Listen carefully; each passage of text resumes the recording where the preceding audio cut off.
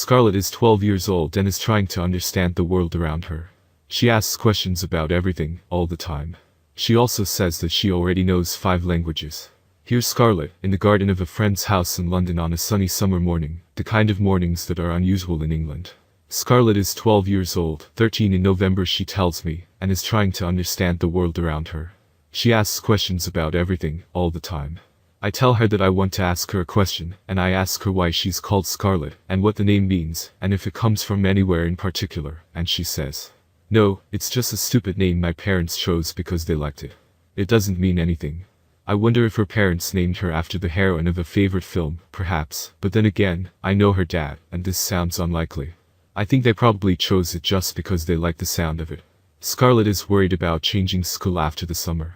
She worries that she's too short for her age, and that the other children at the school will make fun of her. She shows me some pictures of the school she's at now and her classmates. I look at the picture and it shows children of all heights and shapes and sizes. Some are tall, some are short, some are fat, and some are thin. Some are black and some are white, and most of them are somewhere in between. Some have red hair and some have blonde hair, some have long hair, and some have short hair.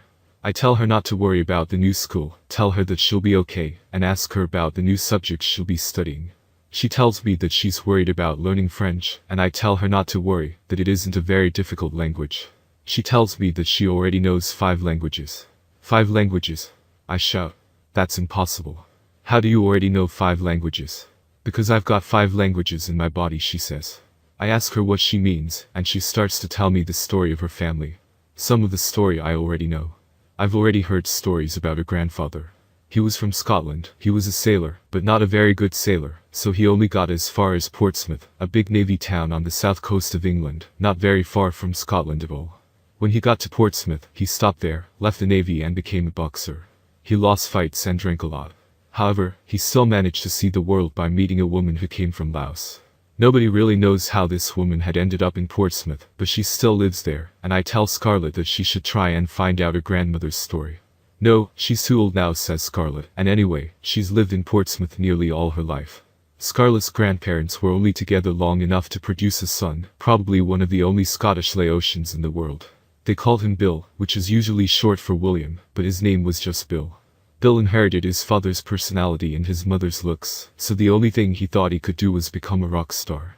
He never really managed to become a rock star, though, so now he works as a graphic designer. I don't know Scarlett's mum, so I ask her to tell me about her mum. My mum's Polish, she says. Well, not really, because she was born in Brighton, but her mum and dad are from Poland. But they've lived there, like, for always. But I know that her mum was from somewhere that was Germany and then became Poland, so she's really German, I suppose. So that's another language that I've got in my body.